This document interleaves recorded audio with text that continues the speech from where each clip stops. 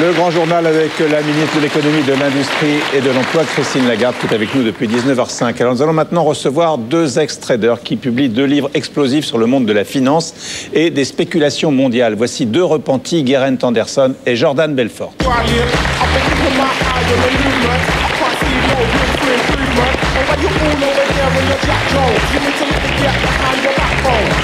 Bonsoir. Bonsoir. Alors, c'est deux auteurs de best-sellers. Alors, je ne sais pas si vous n'avez pas tout perdu au point de ne pas avoir de veste, mais vous êtes en chemise. Donc, c'est un point commun. Donc, Jordan Belfort, vous écrivez Le Loup de Wall Street, qui va être adapté au cinéma par Martin Scorsese avec Leonardo DiCaprio dans votre rôle. Et puis, Geraint Anderson, City Boy chez Ballant. Alors, Ali, ces deux livres ont des points communs, évidemment. Ils ont des points communs. En tout cas, les bourses s'effondrent, mais en tout cas, le personnage du trader se porte bien sur le marché de l'édition. C'est plus la belle époque, celle de Tom Wolfe, celle du bûcher des vanités, celle où les financiers étaient les maîtres du monde, entre guillemets. Sur la scène littéraire, c'est le temps de la rédemption et c'est ce qui a peut-être un peu de commun entre vos deux livres. Ce qui les réunit, c'est la psychologie des spéculateurs sur les marchés financiers, c'est l'amour du risque, c'est la virtualité de ce qui est en jeu, c'est tout ce que permet l'argent facile jusqu'au jour où la réalité revient avec son grand marteau. Ce qui distingue City Boy du Loup de Wall Street, c'est pas simplement la géographie, c'est pas simplement Londres et New York, c'est qu'on a le sentiment de Jordan Belfort que même si vous êtes allé beaucoup plus loin dans la folie de cette période-là que votre voisin, il y a moins de repentance, il n'y a pas vraiment de regret.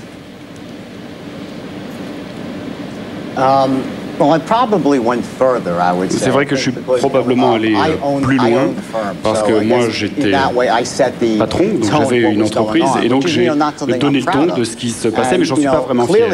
Et ce qui est clair, c'est que évidemment je me suis repenti de ce qui s'est passé, j'aurais aimé que ça n'arrive jamais, mais je ne peux pas changer le passé. Alors si j'ai écrit ce livre, c'est bien parce que je veux qu'on prenne tout ça avec un peu de recul, pour que les gens comprennent comment est-ce que quelqu'un qui vient d'une famille, d'une bonne famille, parce que personne chez moi n'avait jamais rien fait de mal, comment est-ce que quelqu'un peut finalement faire des choses aussi exécrables? Parce que moi, j'ai vraiment eu de véritables faiblesses et je cherchais des profits, des gains immédiats, rapides. C'était vraiment sauvage, mais au bout du compte, ça a vu dessert, parce que les gens ont été blessés par mes actions. Évidemment, j'ai eu des regrets énormes. Mais il est important, à la lecture du livre, on s'en rend compte, à la lumière de la crise actuelle, que, eh bien, c'est juste un petit groupe, une petite poignée de gens qui ont cet impact sur l'économie mondiale. Et au départ, ils n'avaient pas de mauvaises intentions, simplement, ce sont des gens qui sont en haut de l'échiquier et qui se croient un petit peu au-dessus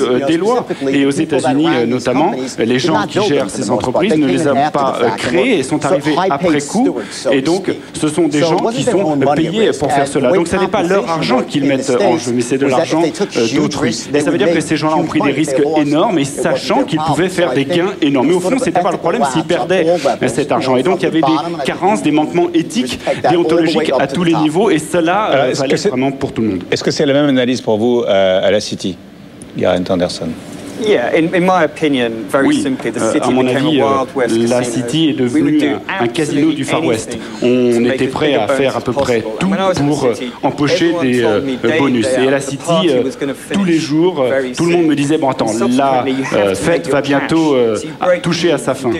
Et donc, il était très important de lancer les fausses rumeurs, de faire des délits d'initiés, de faire tout ce qui était nécessaire. S'il fallait prendre de la cocaïne avec le client pour améliorer ses relations avec ce client, s'il fallait aller dans des bar à putes avec les clients, et bien pourquoi pas? Il fallait tout faire avec les clients. Et moi, dans ce livre, mon espoir, c'est d'essayer de dire clairement que il faut se repentir. Moi, j'ai péché pendant toutes ces années. Il faut que je me rachète. Mais maintenant, il faut que je me rachète. Il faut quand même préciser que tous les deux, que vous avez eu des vies de dingue. Jordan, je crois que vous avez gagné, vous racontez dans le livre, que vous avez gagné jusqu'à 1 000 $ par minute. Vous avez acheté 70 voitures de luxe. Vous aviez un yacht de 52 mètres, vous aussi, beaucoup d'argent, beaucoup de drogue, comme vous le racontiez.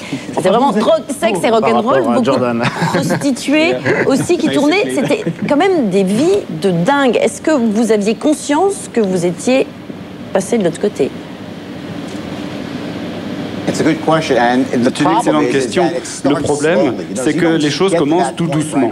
On n'en arrive pas là du jour au lendemain. Il y a une progression, on commence tout doucement avec la drogue, et puis ensuite on prend plus de drogue, et puis ensuite on gagne un peu d'argent, de plus en plus d'argent. Donc c'est un espèce de cercle vicieux qui se met en place. C'est probablement la même chose en France, d'ailleurs, pour les traders.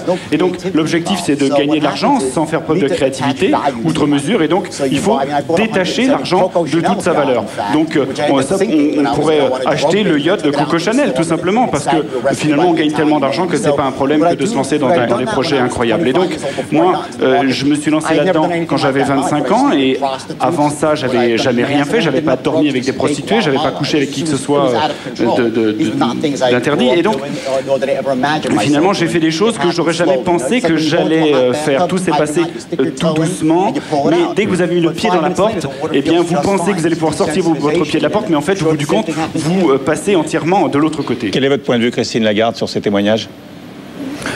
Sur un monde dont vous n'ignoriez pas l'existence. Moi, je suis un peu triste pour vous. En même temps, je suis contente que vous alliez dans ce chemin-là. Je vais vous dire une chose. Ce qui me terrifie, c'est que ça pourrait très bien arriver à nouveau.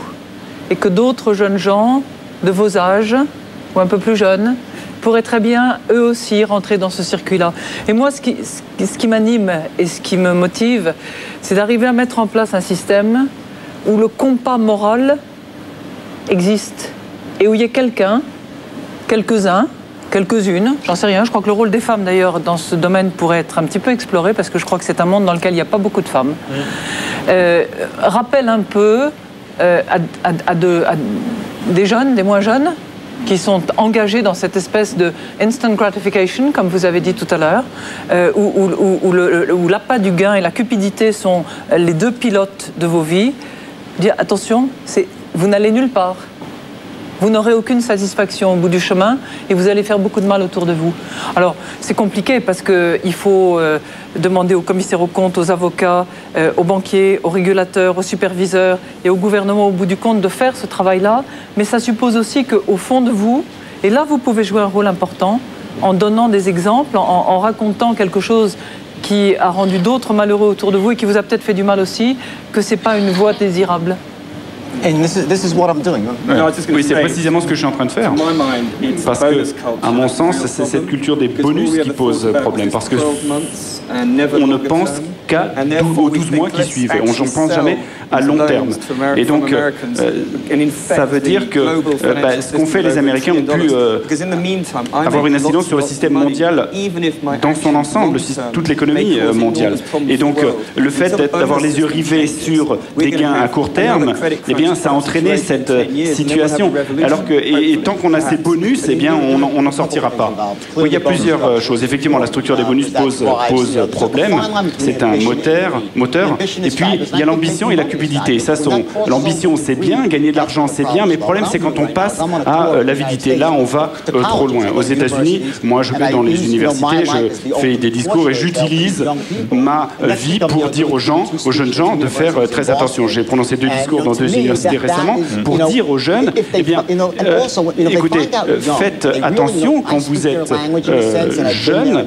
Eh bien, moi, je sais ce que vous ressentez, j'essaie de parler comme eux, j'essaie de leur faire peur en leur disant, attendez, faites attention, voilà ce qui peut se passer. Et à mon sens, comme vous l'avez dit, effectivement, vous avez tout à fait raison.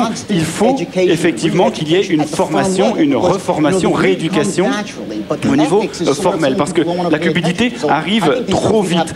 Se pose ensuite la question de la déontologie, de l'éthique. Et c'est à ce moment-là que les gens doivent réfléchir plus avant à ce qu'il faut faire. Il ne s'agit pas simplement de gagner de l'argent, il s'agit des choses qui vont bien au-delà de ça. On a une responsabilité sociale. Les gens vont trop loin. Vous avez des actions qui ont une incidence sur le monde entier, au bout du compte. Et donc, moi, avec cette crise qui a eu lieu aux États-Unis au départ, eh bien, je me suis dit qu'il fallait avoir une approche de haut en bas. Il faut que les gens qui sont en haut n'apportent pas leur bénédiction à des comportements comme ceci. Il faut dire clairement que cette structure des bonus est néfaste et qu'elle est tout à fait dangereuse. Il est très important qu'il y ait un message qui vienne d'en haut et qui dise, écoutez, faites attention, voilà, il faut que les choses s'arrêtent. Ça va, vous êtes convaincu?